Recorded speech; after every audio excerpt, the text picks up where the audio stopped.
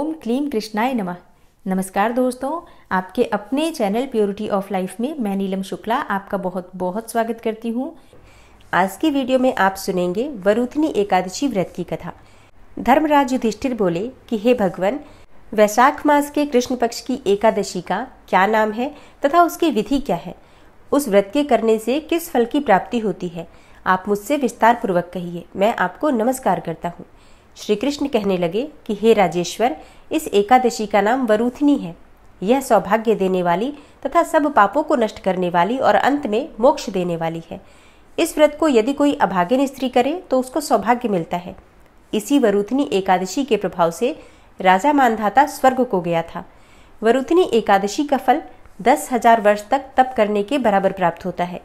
कुरुक्षेत्र में सूर्य ग्रहण के समय एक मन स्वर्ण दान करने से जो फल प्राप्त होता है, वही फल वरुथनी एकादशी का व्रत करने मात्र से ही प्राप्त हो जाता है। वरुथनी एकादशी के व्रत को करने से मनुष्य इस लोक में सुख भोग कर परलोक में स्वर्ग को प्राप्त करता है। शास्त्रों में कहा गया है कि हाथी का दान घोड़े के दान से श्रेष्ठ है, हाथी के दान से भूमि का दान श्रेष्ठ है और भूमि के दान से तिलों का दान श्रेष्ठ है। तिलों के दान से स्वर्ण का दान श्रेष्ठ माना गया है तथा स्वर्ण दान से अन्न का दान ज्यादा श्रेष्ठ माना गया है। अन्न दान के बराबर कोई दान नहीं है। अन्नदाता से देवता, पितर और मनुष्य तीनों तृप्त हो जाते हैं और शास्त्रों में अन्नदान को कन्यादान के फल के बराबर ही माना गया है। वरुथनी एकादशी के व्रत से अन्नदान तथा कन्यादान दोनों के बराबर फल प्राप्त होता है। भगवान श्री कृष्ण कहने लगे, हे युधिष्ठिर, जो मनुष्य लोभ के वश होकर कन्या का धन लेते हैं, वे प्रलय काल तक नरक में वास करते हैं या उनको अगले जन्म में बिलाव का जन्म लेना पड़ता है। और जो मनुष्य प्रेम और धन के साथ कन्या का दान करते हैं, उनके पुण्य को चित्रगुप्त भी लिखने में असमर्थ है और ऐसे मनुष्यों को ही कन्यादान का फल प्राप्त होता है। हे राजेश्वर, वरुथनी एकादशी का व्रत करने वाले को दशमी तिथि के दिन इन वस्तुओं का त्याग अवश्य करना चाहिए। कांसे के बर्तन में भोजन नहीं करना चाहिए, मांस नहीं खाना चाहिए, मदिरा का सेवन नहीं करना चाहिए, मसूर की दाल, चने का साग, कोदो का साग, मधु अर्थात शहद, किसी दूसरे का अंश, दूसरी बार भोजन करना और स्त्री प्रसंग करना, ये सभी चीजें दशमी तिथि के दिन से ही वर्जित हो जाती हैं। व्रत वाले दिन जुआ नहीं खेलना चाहिए। उस दिन पान खाना, दातुन करना, दूसरे की निंदा करना, चुगली करना और पापी मनुष्यों के साथ बातचीत करना, ये सभी चीजें त्याग कर देना चाहिए। उस दिन क्रोध नहीं करना चाहिए, मिथ्या भाषण अर्थात झूठ नहीं बोलना चाहिए। इस व्रत में नमक, तेल तथा अन्न, ये सभी चीजें वर्जित हैं।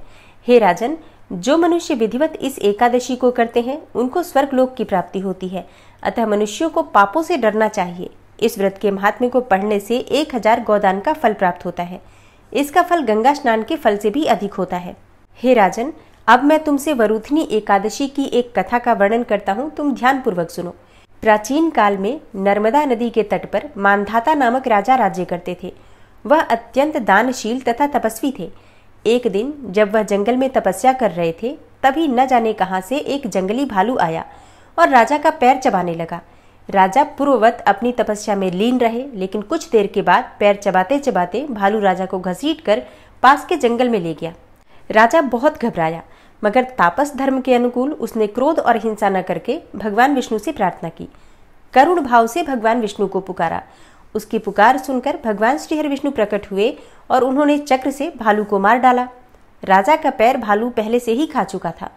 इससे राजा बहुत ही शोकाकुल हुए। उन्हें दुखी देखकर भगवान विष्णु बोले, हे वत्स, शोक मत करो, तुम मथुरा जाओ और वरुथनी एकादशी का व्रत रखकर मेरी वाराह अवतार मूर्ति की पूजा करो। उसके प्रभाव से पुनः सुदृढ़ अंगों वाले हो जाओगे। इस भालू ने जो तुम्हें काटा है, यह तुम्हारे पूर्व जन्म का अपराध था। भगवान विष्णु की आज्ञा मानकर राजा मानधाता ने मथुरा जाकर श्रद्धा पूर्वक वरुथनी एकादशी का व्रत किया। इस व्रत के प्रभाव से राजा शीघ्र ही पुनः सुंदर और संपूर्ण अंगों वाला हो गया। इसी एकादशी के प्रभाव से राजा मानधाता स्वर्ग को गए थे। जो भी व्यक्ति भय से पीड़ित है, उसे वरुथनी एकादशी का व्रत रखकर भगवान विष्णु का स्मरण करना चाहिए। इस व्रत को करने मात्र से समस्त पापों का नाश होकर मोक्ष की प्राप्ति होती है। तो प्रेम से बोलिए, भगवान श्री लक्ष्मी नारायण की जय, एकादशी माता की जय। जय जय श्री कृष्णा, जय श्री राधे। वरुथनी एकादशी का व्रत 16 अप्रैल 2023 यानी कि रविवार को किया जाएगा। वरुथनी एकादशी की तिथि प्रारंभ हो रही है 15 अप्रैल को रात्रि में 8:45 पर और समाप्त होगी 16 अप्रैल को शाम 6:15 पर।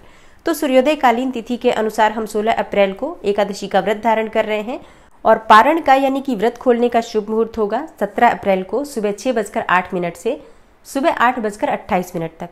और इस शुभ मुहूर्त में अगर आप पारण नहीं कर पाते हैं तो 17 अप्रैल को 10 बजे तक भी आप अपना व्रत खोल सकते हैं, व्रत का पारण कर सकते हैं, क्योंकि द्वादशी तिथि 16 अप्रैल को शाम 6:15 पर प्रारंभ होगी और समाप्त हो रही है 17 अप्रैल को दोपहर में 3:46 तक।